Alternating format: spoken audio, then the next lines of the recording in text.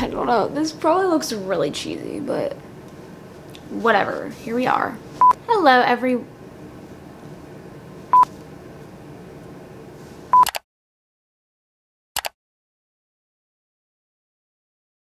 Hello everyone, welcome back to my channel.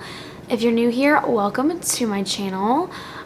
Today I am not doing a Christmas related video at all, but I put on this fireplace YouTube video. I don't know. Today, as I was saying, I am going to be talking about some things I've learned this year, being newly married and very young. So if you have not yet been to my channel, I got married in May of this year, and I was 20 when I got married. I turned 21 in October, so we were married 5 months before I turned 21. And a little bit of background, if you've not been to my channel, I am a Christian, so before we got married, we did not have sex, we did not live with each other, all of that stuff. So everything was very new and fresh once we got married. A lot of things changed, so I kind of want to talk about that. I did plan out a little bit of what I'm going to be saying, but honestly, I literally just have like points. I don't have like everything written down, so I'm just gonna kind of see where it takes me. Let's just get straight into it. So number one thing that I want to talk about, and you'll probably hear this a lot with newly married couples or couples who've been married for a long time and give you advice. You need to pick your battles. So, you know, when you see people get married and you see their pictures and you see their videos and all that stuff, you think to yourself, oh my gosh, those people will never have a problem in their life. That is so romantic. Like, their wedding's so romantic, blah, blah, blah, blah, blah. Okay, your wedding day is one day out of the rest of your life. And if you're just getting married to have a wedding day, then you are getting married for the wrong reason. If you're getting married just to post pictures on Instagram or to post videos, that ain't it, sis. Marriage is really tough. And if you say that it's not tough, then are you even married? Because marriage should be hard. It grows you, it stretches you. I mean, it is an ongoing learning process. I mean, you're doing life with a completely different individual than yourself. So it is definitely challenging, but it is also the best thing ever if you're doing it, you know, the way God intended it to be. Picking your battles. The thing I would say about this is there's gonna be things, and this video is mainly geared towards like women who, or even men who are engaged or maybe dating or about to be engaged. There's gonna be things that you're going to realize, especially when you live together, that maybe irks you about that person. You can't stand that thing that that person does. For Jack and I, it's not necessarily like anything that he does. It's honestly a lot of like things that I wish he would do. Okay, so for instance, like, I love going to the gym. I'm very fitness minded. I've been lifting weights. I'm kind of not into bodybuilding necessarily, but just like getting a, you know, more muscle physique. And I would love for Jack to come with me, but he just really does not like the gym that much. He doesn't love weightlifting, and a lot of that is because when he was in high school, he was a football player and he weightlifted a lot and he had to work out a lot, and a lot of that for him is like when he goes to the gym, it makes him think back at like those times. But for me, I like having someone to work out with. I like having him to be with me working out. But That's just not really like his thing. And so ever since we got married, that was a real big struggle for me is, I really wanted him to go to the gym. We both had memberships to the gym. I would go 5 days a week, and he would only go like 2 days a week, and most those 2 days would be with me. So it was really frustrating for me, but I've kind of had to take a step back and be like, is this really worth it? Because at the end of the day, he's not doing anything wrong to me. He's not doing anything wrong to our family. He's not doing really anything wrong. It's just what I want him to do. And I can't change him. And that's another point that I'll be getting into. But it's not worth it to have this argument or this debate with him. But ever since we moved, we joined the YMCA, which has a lot more things to do. It's a little bit more expensive, but there is pools, there are like basketball courts, racquetball courts, volleyball, a workout room, like gymnastics for kids, like all these kind of, like, if you know the YMCA, there's a bunch of stuff. And so ever since we've started going there, he has really been going to the gym more. And he doesn't necessarily like lift weights like I do, but he's been playing basketball and racquetball a lot, and his dad will go with him and some other people around. So yeah, but I think like that's kind of just one simple example of like picking your battles, because you're gonna find those things that like you just wish that person would do, or you wish that person would be like, but it's really at the end of the day, you just have to think like, is this worth it? Is this worth me fighting over? Is this worth me spending my time and thought on it? Like, is it worth it? And most of the times it's probably not. Another thing is what I kind of already said, is you can't change your spouse. This is kind of funny because before I got married, Milena Ciciotti made a video, or actually it's in her podcast. She talks about how like she always prayed for her husband to change, like pray to God that he would change, and God put her on like do not call, or like put her on hold, because it wasn't more so that like he needed prayer for something, but she just wanted to pray that he would change.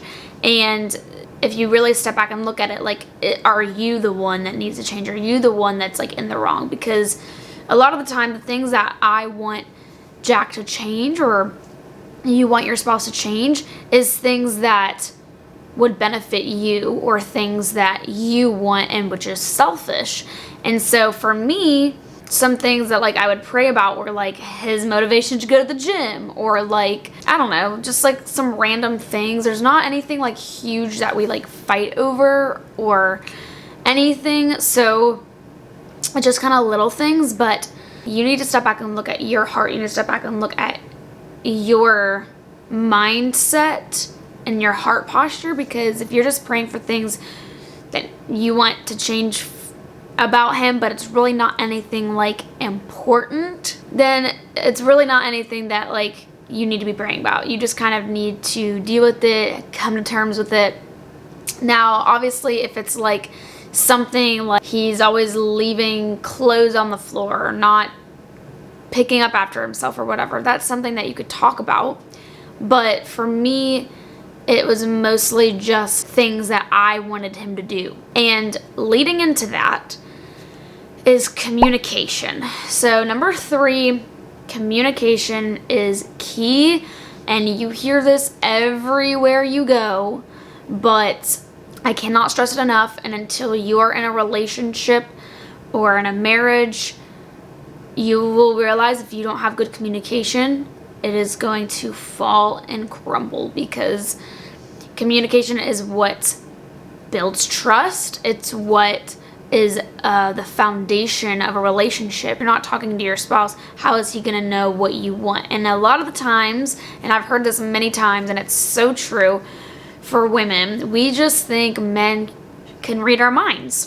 And this is exactly what I went into marriage like. And in premarital counseling, they kind of talked about this, but I had a hard time with this, because I thought Jack could read my mind, and I would get so frustrated when he wouldn't read my mind. And a lot of the times it's stuff like that he's done before, or maybe it's a routine or something like that you think he'll just do or he'll say, but he doesn't. It is so important to communicate that, because they really ultimately can't read your mind, and men and women are very different. And most of the time, men don't really even know what they're doing wrong. And I think for me, it was a heart thing, or it's a pride thing that, oh my gosh, he should have known needed to do this. He should have known he should have done this, like blah, blah, blah, blah. And so then that builds a bitterness towards him. And that is so not good.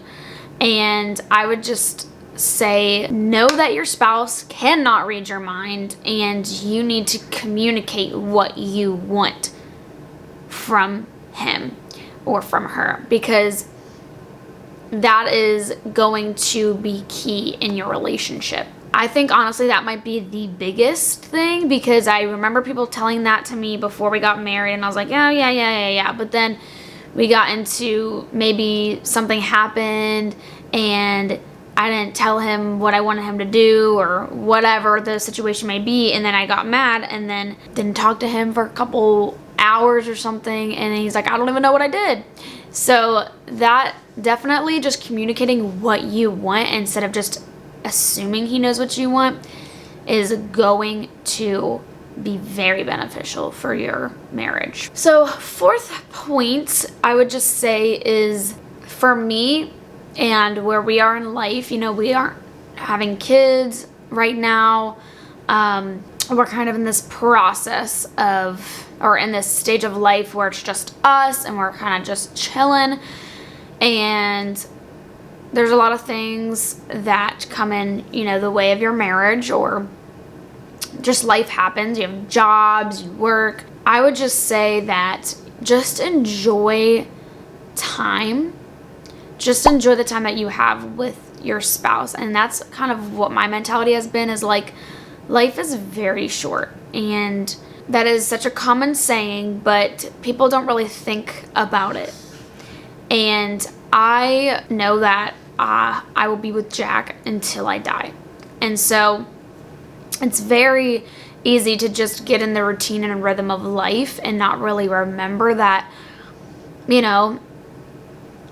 at the end of the day, what is the most important to you. And I think that if you're going throughout your day, going throughout your life, just being upset all the time or taking every little thing to heart, it's just going to be a rough ride, and you're always gonna be mad at each other, or you're always gonna be fighting or arguing or whatever. And I just think, like, most of the time Jack and I are laughing or being stupid or silly, and like when we talk to each other, a lot of the times it's just in like this funny, weird, like baby voice.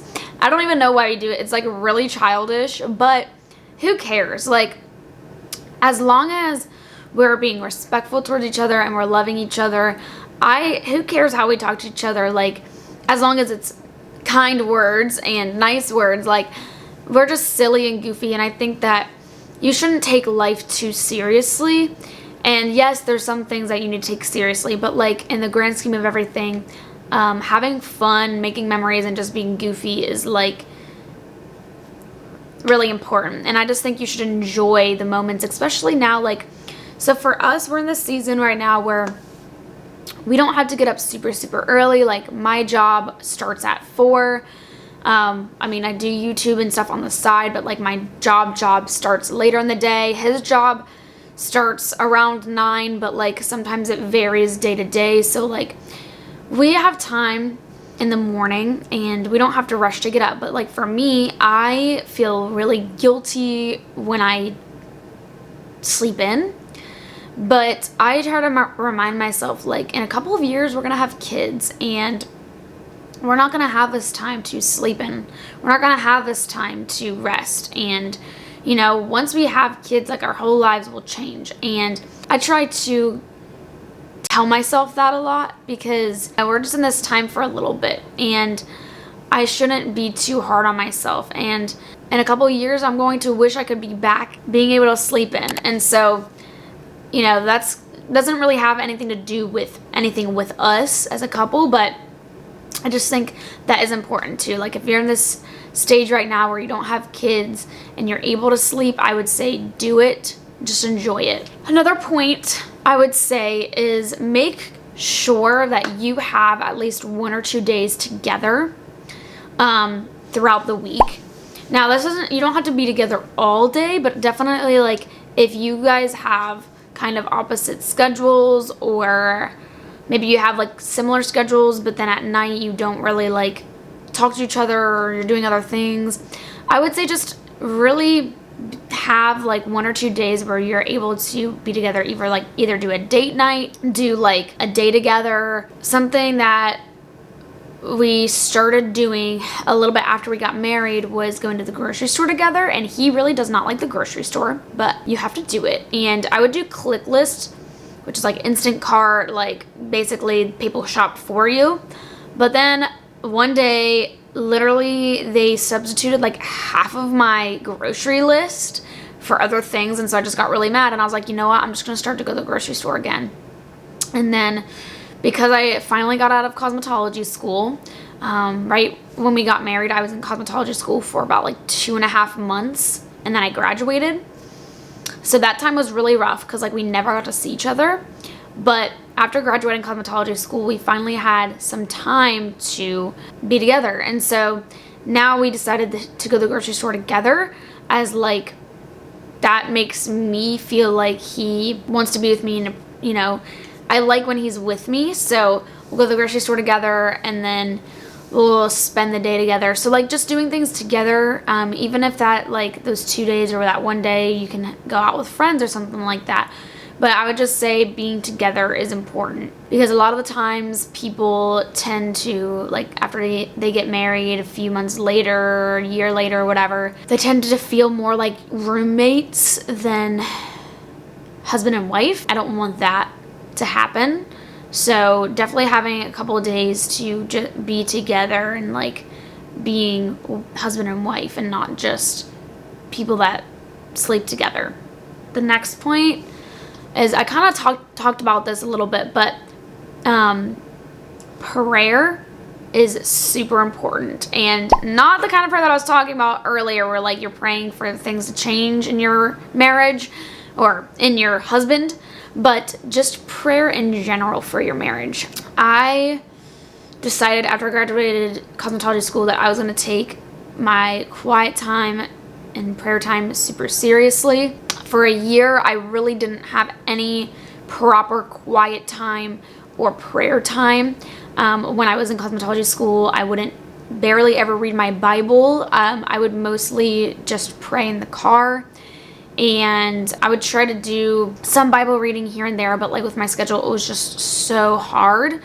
And I was still, you know, in tune with the Holy Spirit and still praying and all that, but I wasn't just reading as much. And so after graduating, I made it a big point for that to be a very important part of my day. And so right after I graduated cosmetology school, I immediately started, and I've just seen a lot of things just shift and come into fruition through our prayers, and mainly just protecting your marriage through prayer is really important. And mainly what I just pray about for our marriage is that our hearts would be protected, our minds would be protected from the outside world, from Satan, you know, because when you are married, you have a big target on your back, because marriage ultimately is the display of Christ in the church. I mean, it says when Christ comes back, he's coming back for his bridegroom, the church, and, you know, Jesus is our husband and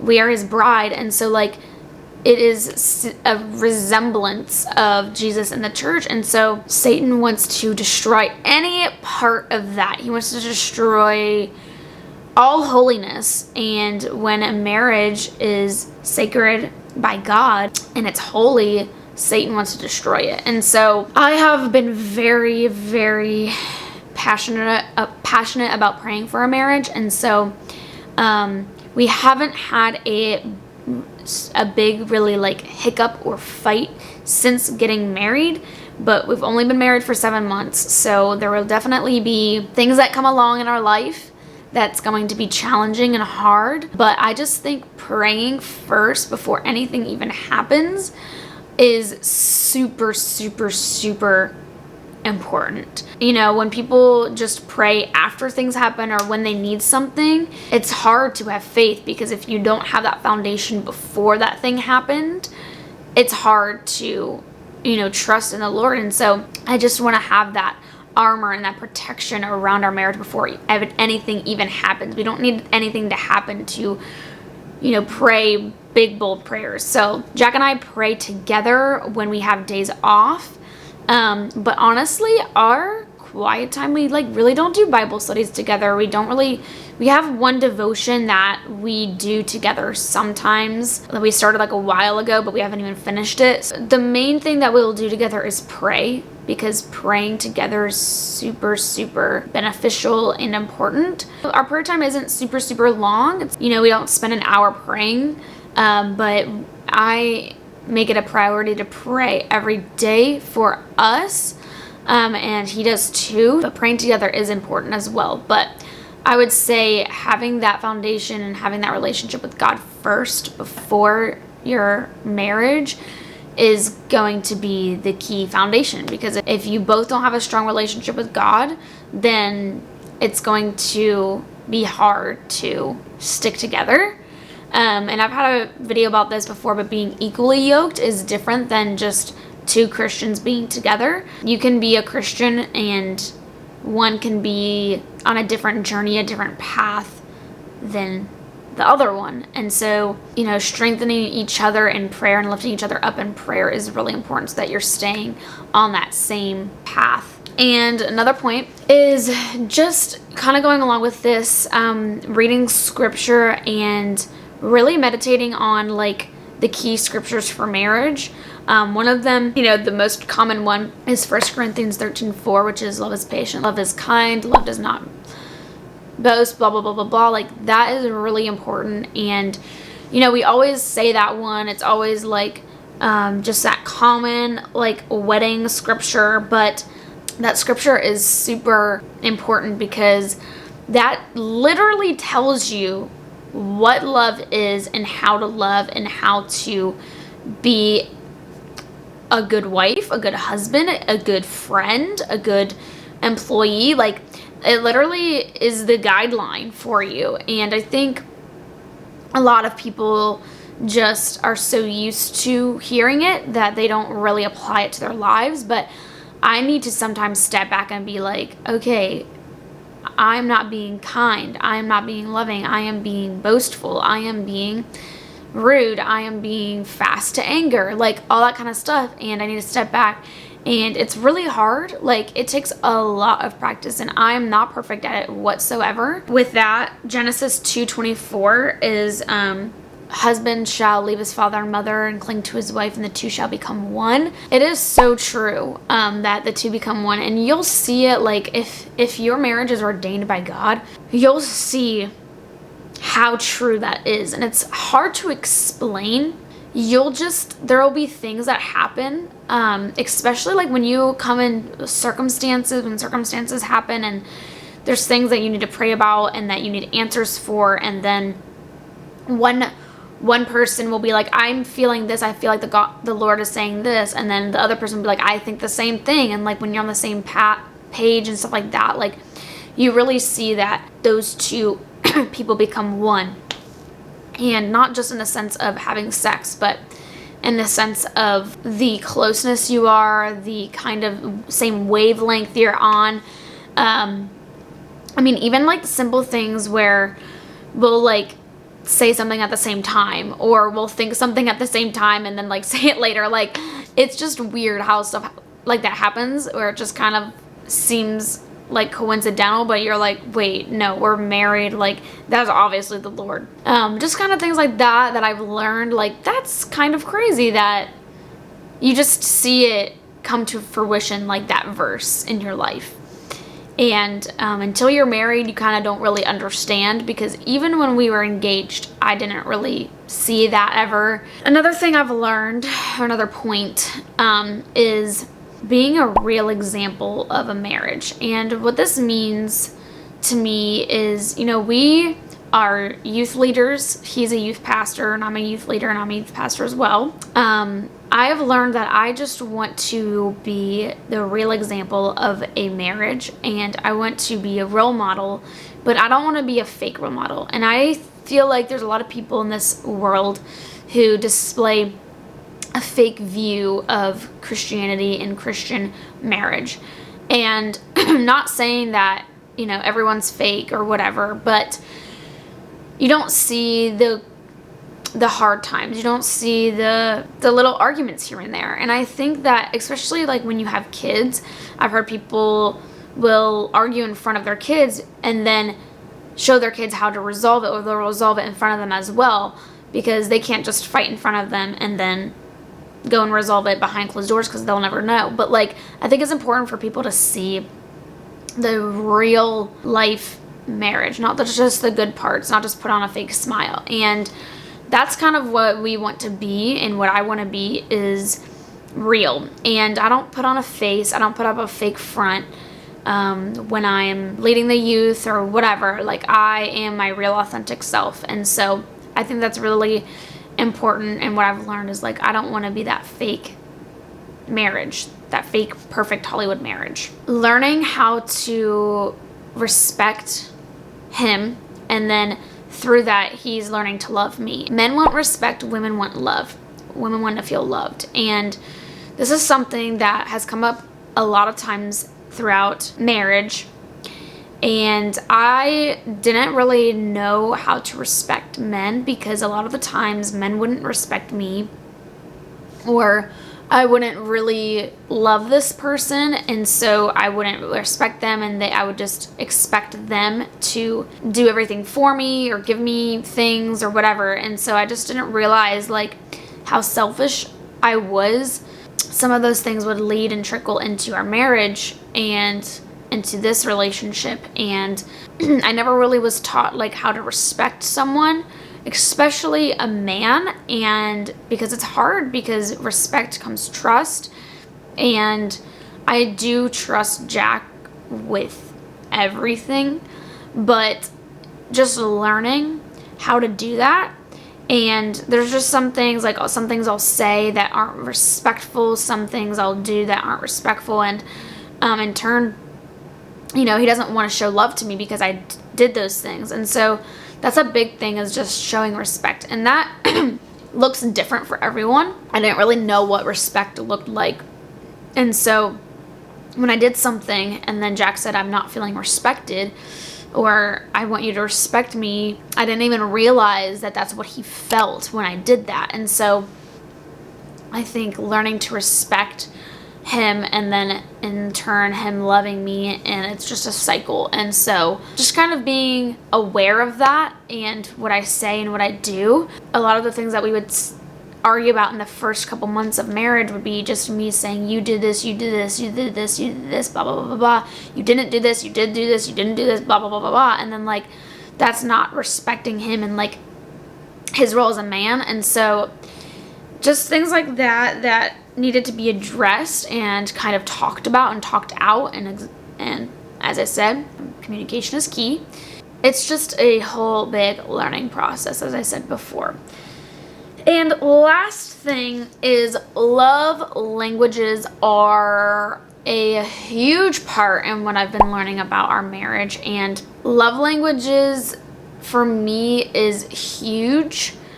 For Jack, it's big, but I don't think it's as big as mine, because I literally feel love and feel appreciated and feel cared for through love languages, where he is more like, he knows I love him, and he doesn't really, like, need to be shown it that as much as, like, I do, I guess. So, like, my biggest love language is acts of service, and I really love when people do things for me, help me out without me asking.